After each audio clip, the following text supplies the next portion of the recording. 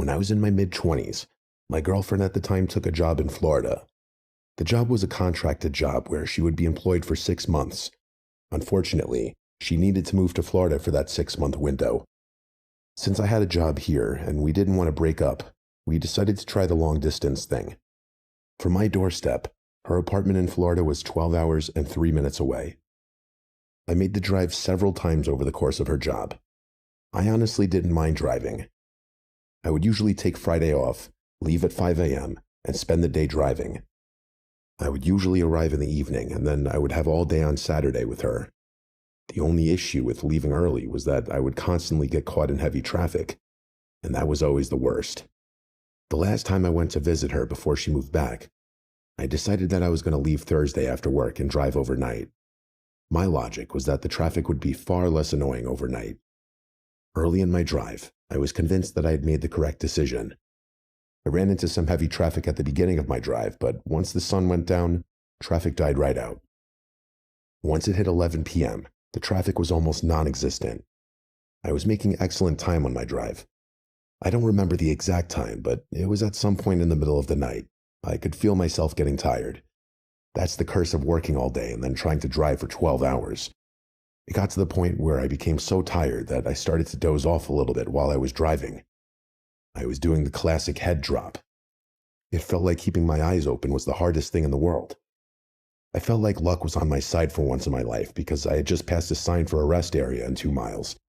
I just needed to make it 2 more miles and then I could get out of the car, stretch, and splash some water in my face. I barely made it without crashing, but I finally pulled into the rest stop. It wasn't one of those nice ones that had food and gas. This was one step away from being an outhouse. It was a small brick building with one big open door in the front. When you walked through the open door, you entered a small hallway with a bathroom on the left and a bathroom on the right. When I parked the car, I didn't walk to the bathroom right away. At first, I got out of the car and started to stretch and do some jumping jacks. While I was stretching, I noticed one other car on the far side of the parking lot. I couldn't tell if the car was empty or if someone was inside the vehicle trying to sleep. Either way, it was a rest stop, so I wasn't concerned about another car. A few minutes had passed, and I made my way to the men's room. I was surprised to find that the door was locked. It wasn't like these were single toilet bathrooms, so I found it a little weird, but I didn't give it much thought after that. Since it wasn't an emergency that I used the bathroom, I walked back to my car and continued to stretch and walk around a bit. Roughly 10 minutes later, nobody had come out of the bathroom yet. I decided I was going to knock on the door and see if anyone responded. First, I tried to open the door again. I thought maybe I missed them walk out of the bathroom, as unlikely as that was since I didn't leave the area, but the door was still locked. I knocked several times on the door. There was no response. There was no sound at all. Since the rest stop was mostly empty except for that one other car, I decided to check the women's bathroom. When I attempted to open the door, it was unlocked. Before I continued to barge in, I started to tap on the door and ask if anyone was in there. Nobody answered. I entered the women's bathroom and I locked the door just in case someone showed up to the rest stop while I was in the bathroom. I didn't want them to think I was some creep in the middle of the night. I already felt weird being in the women's room, even when there wasn't another person around. I quickly used the bathroom, washed my hands, and then started to wash my face. While I was doing that, I thought I heard something at the door, so I turned the sink off. A second later, I heard it again. It was a light tap on the bathroom door. I was slightly embarrassed because I knew I would have to encounter whoever this was outside the women's room. I told the person tapping that I was sorry and that I would be out in 1 second. The tapping stopped for a moment, and then they started to beat on the door. I mean like aggressive slams into the door. I was nervous to open it. It wasn't just 1 or 2 hard knocks, but a continuous beat on the door. When they stopped, I walked over to the door and waited for a second to see if they would start knocking again. They didn't. I couldn't hear anything coming from the other side of the door. A few seconds later, I opened the door expecting to see an angry woman or some man about to beat me up for using the women's room, but nobody was there. I took a step out of the bathroom, and I noticed that the men's room across the hall was now open.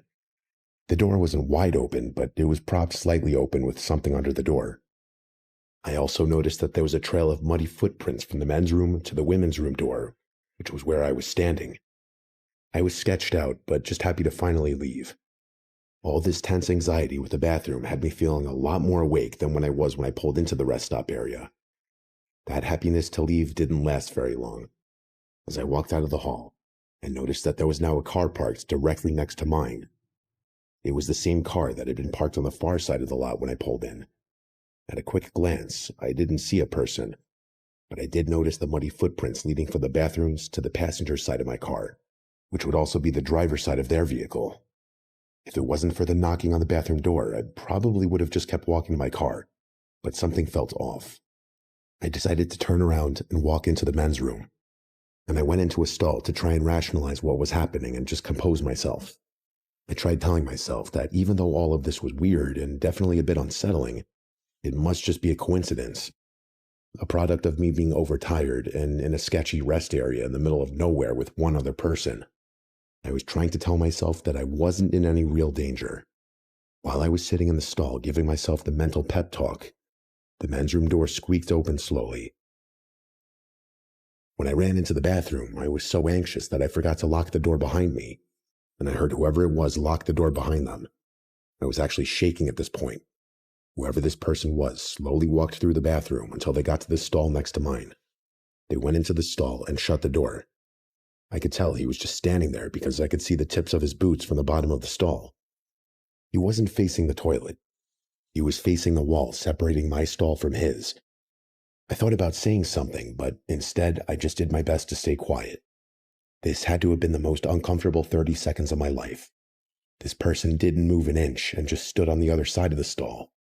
I didn't want to wait for the person to act. I slowly opened my stall door, trying to keep the squeak of the door as quiet as possible. Once it was open enough, I ran out of the stall and to the bathroom door. Thankfully, the lock on the door was just a normal deadbolt knob.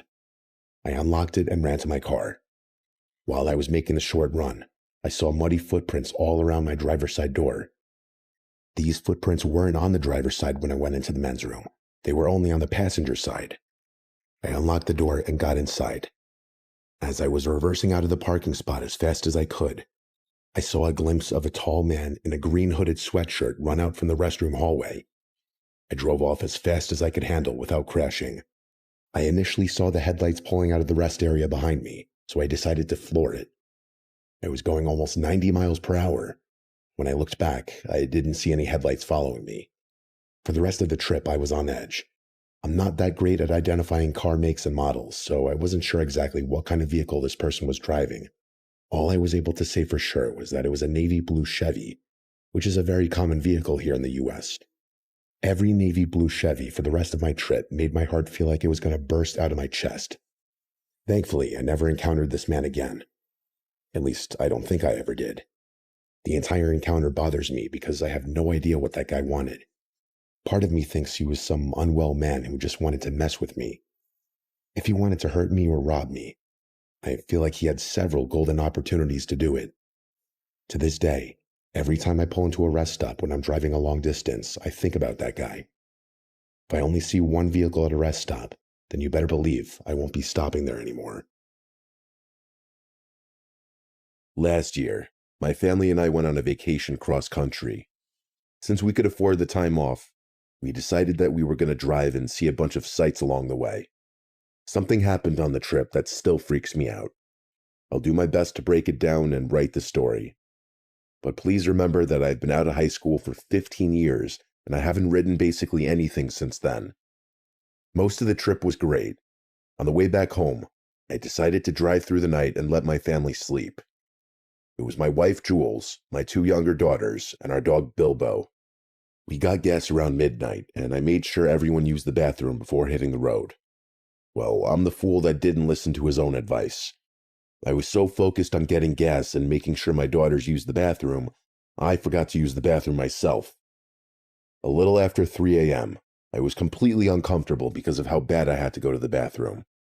I'll try and spare you the details. Everyone in the car was sleeping.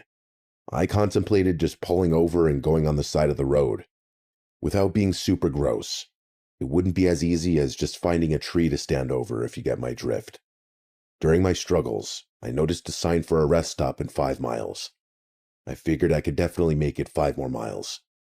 I will say that it was the longest 5 miles of my life, but I made it. I pulled up near the front of the bathrooms. I got out of the car and noticed this strange man staring at me with a strange expression on his face. He was sitting on a bench outside the entrance of the bathrooms. I wasn't super comfortable with leaving my family alone in the vehicle, but I literally couldn't hold it any longer. I made sure the door was locked, and I basically ran to the men's room. While I was running to the bathroom, the man on the bench turned his head and followed me with his eyes the entire time. It was super weird, but I had to go to the bathroom so bad I didn't care. When I was in the bathroom, I noticed a peculiar smell. Not your typical gross public bathroom smell. This was more of a strange smell than a gross one. It was almost like the smell of an electrical fire, but just a little different. I tried ignoring the smell since it wasn't my problem. While I was finishing up in the stall, the lights turned off in the bathroom. I started waving my hand around, thinking they were motion detecting lights, but it stayed dark. I reached for my phone to use the flashlight, but of course, my phone was still in the vehicle. I was fumbling around in the pitch black bathroom when a faint light came from the side of the room. The door had opened for a moment, then shut, and I was pretty sure someone entered the restroom. I was able to confirm that someone was standing there because I could hear heavy breathing. I also figured that the restroom must not have motion lights because they didn't turn on when this person walked in, meaning whoever they were, they must have intentionally turned the lights off for some insane reason. I tried not to make a noise, just in case this person was dangerous. It didn't sound like they moved from the door. That was still where I heard the breathing coming from. As quietly as I could, I finished my business in pure darkness and got ready to leave the restroom.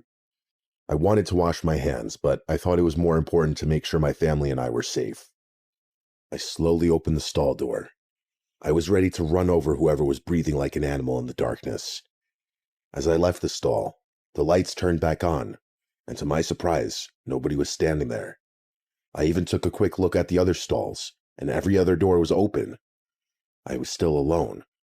Complete darkness has a way of tricking your mind into thinking something is there when it isn't. Once I realized I was alone, I went over to the sink and started to wash my hands. That weird smell was starting to get overwhelming.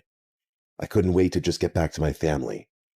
I was leaning over the sink washing my hands, and when I stood straight again, standing behind me in the mirror was the weird guy from outside.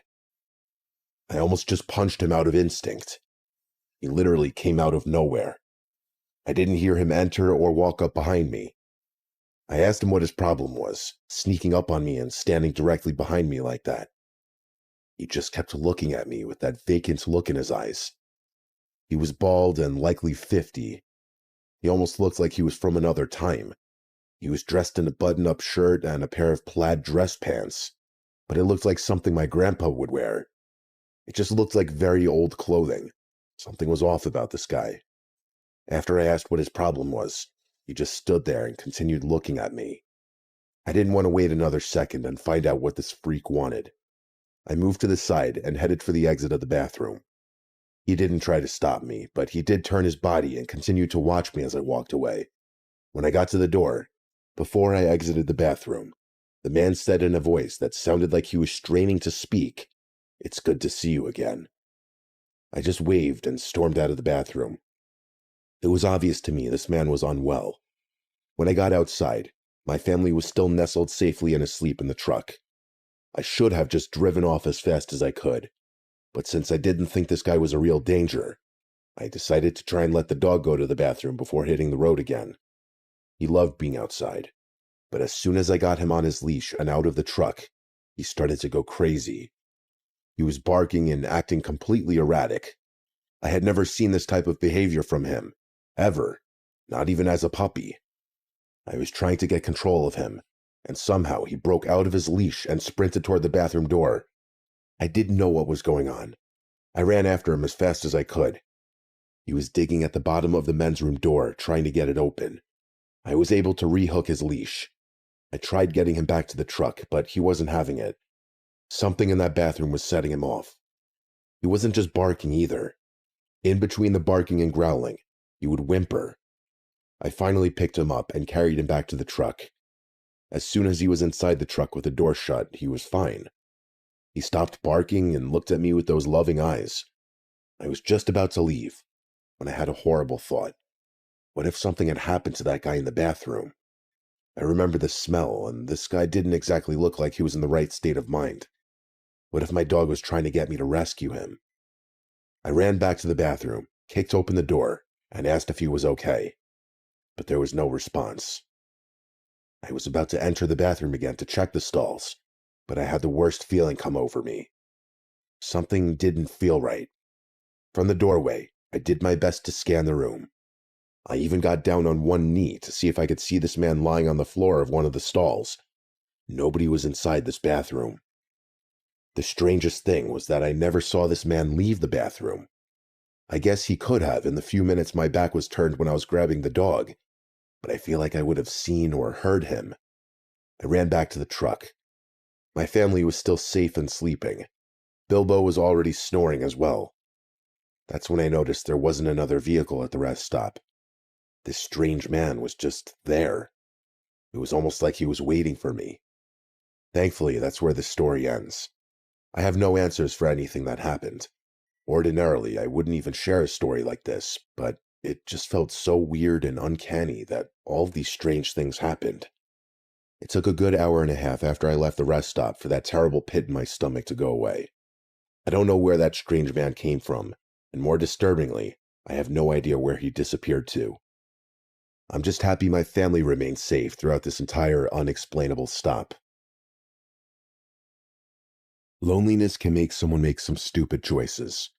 In my case, an entire series of stupid choices that almost led to something I don't even want to think about. I'm a socially awkward person. I'm extremely introverted by nature. If you're like me and were trying to date in 2020, then I'm sure you remember the nightmare that came along with that. The world was a mess. I worked from home before everything shut down, so that was nothing new to me. But for some reason, being alone during that time felt so much worse for me mentally. I don't know why it took a global shutdown for me to want to date, but it did. I decided now was as good a time as any to try all these dating apps that people talk about. The idea of starting a conversation and breaking the ice behind the curtain of the internet was a gift for me. I could show the other person who I am first without my shy and awkward nature taking over. Well, my dating success was going about as well as conditions throughout the world. I wasn't getting very many matches on any of the platforms. I was even that guy who looked up online how to successfully set up a dating profile, and it still wasn't working.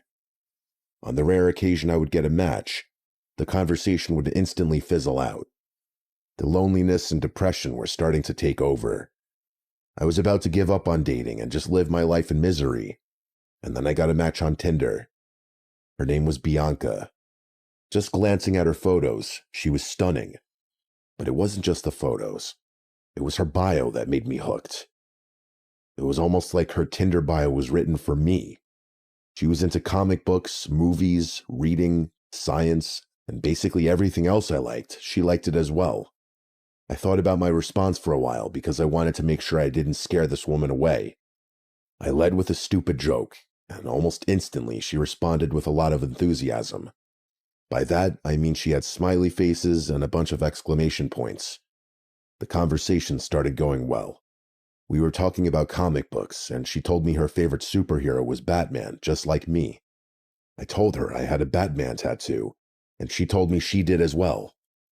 When I called her out on it, she uploaded a picture of the Batman symbol on her triceps onto her Tinder profile, which is the exact spot my Batman tattoo is located. It was around this time that my brain started to yell at me that this was too good to be true. AI slop and all that wasn't relevant at this time, so I wasn't worried about that, but catfishing was still a huge problem. Especially for lonely, depressed, awkward dudes like me. There was no way this woman was this perfect. I started to think that I was talking to a 49-year-old man sitting in his mom's basement. I continued messaging her on the app, trying to figure out how I could prove this woman isn't fake. She then suggested we exchange numbers so we could text without using the app. This is when I started to think that this woman is a fake, and now she's going to ask for money or something. But nope, she was still just Bianca when we were texting. The only thing I could think of doing to prove she was real was to ask her to FaceTime me. Just talking on the phone is enough to give me crippling anxiety, but FaceTiming someone was something else completely. I got myself pumped up and then worked up the courage to ask her to FaceTime. I was trying to think of an excuse in case she asked, but she didn't. She just agreed to FaceTime with me, no questions asked. When the call went through, I felt so many emotions. I was nervous to be speaking with this beautiful woman, but overjoyed that she was real. I was actually speaking with a real human. This was the woman in the photos. She wasn't an old dude or anyone else catfishing me. It was just Bianca. She was amazing. She must have known I was nervous. She had such a way with words. She was able to calm me down, and we ended up speaking for 2 hours on the FaceTime call. When I asked to see her in person, she got quiet and sounded sad. She told me that she was leaving this area tomorrow to go back to Tennessee, which was where she was from. She told me that she was on Tinder while she was visiting to maybe meet some interesting people. She told me that she didn't think she'd meet anyone as amazing as me. Those were her words, not mine.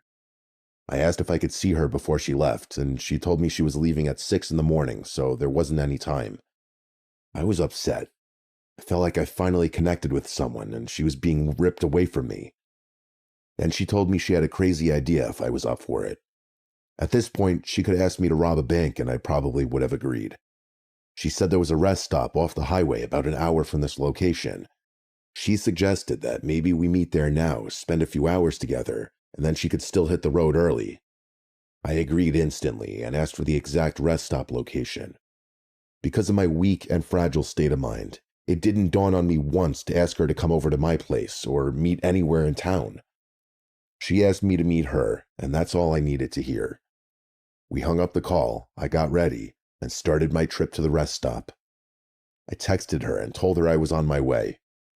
She responded by saying that she was also on her way and sent a picture of her blowing me a kiss. She was behind the steering wheel in the picture. It took a little over an hour to get to the rest stop. There were no other cars at the rest stop, but I still parked near the back just in case she wanted more privacy. I waited around 5 minutes, and then I texted her and told her I was there. She responded by saying she was there as well. From the inside of my car, I looked all around, but I didn't see her car. Then I got out of my car and started walking around the small building that basically just had 2 bathrooms, a couple of vending machines, and some travel brochures. I didn't see any other signs of human life anywhere. I texted her again and asked exactly where she was, and she told me that she was parked behind the rest stop. She told me that there were a couple of parking spots back there, probably for maintenance workers. It was dark and much more private back there.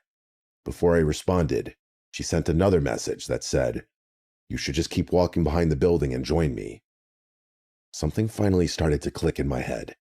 It wasn't blaring alarm bells, but something felt weird. I never told her that I got out of my car, so she shouldn't have known I was walking. But I ended up convincing myself that it was just me overthinking. As I started making my way around the building, I noticed that there weren't really any paths to get back there. Each side of the building was covered with heavy bushes and trees. There for sure weren't any roads that led back there. I'm an idiot though, and I started to push through all the bushes to get to the back of the building anyway. I was about halfway to the back of the building when I realized this was crazy. I was struggling to walk through all the bushes. There was no way she was behind the building.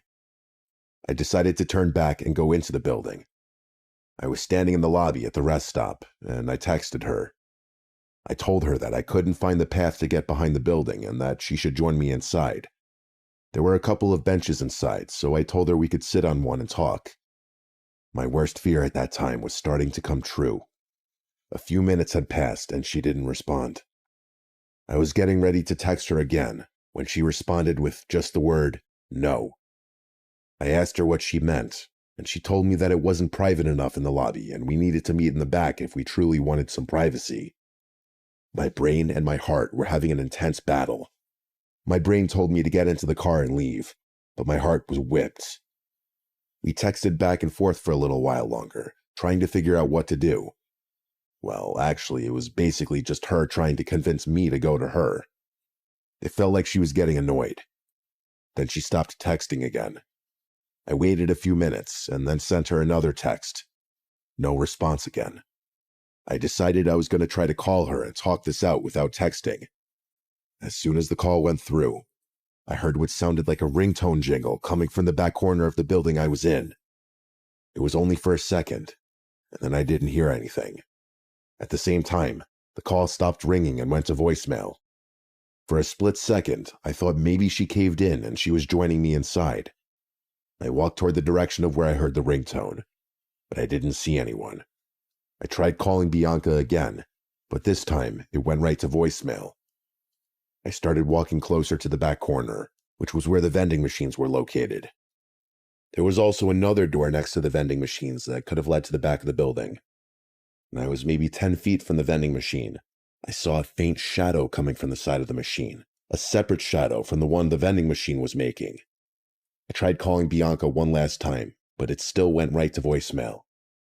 I finally caught a whiff of potential foul play, and I quietly turned around and retreated to my car.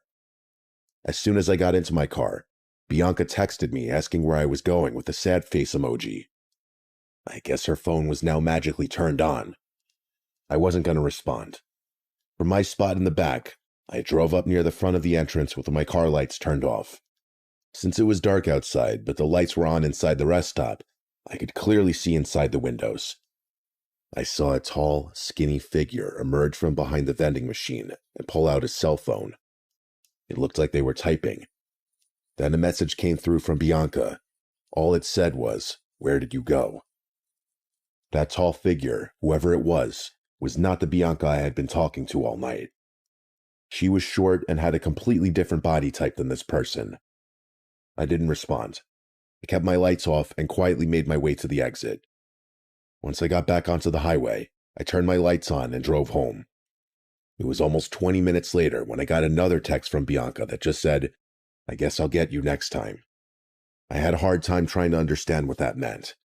I did eventually report this to the police, but so much time had passed that they couldn't really do anything. The phone number wasn't in service anymore. The police told me it was likely a setup to get robbed, but I didn't really have anything for them to steal, which makes me think whoever this was, their intentions might have been darker. Whoever Bianca and this tall figure are, I hope they aren't out there still terrorizing people. Come to think of it, that Batman tattoo she put on her Tinder profile was probably from Google Images. It still breaks me when I think about all the work they put into just getting me to trust this woman and lure me out there. At the end of the day, at least this story got me to become much more alert when it comes to meeting someone online. Because you truly have no idea who you're dealing with.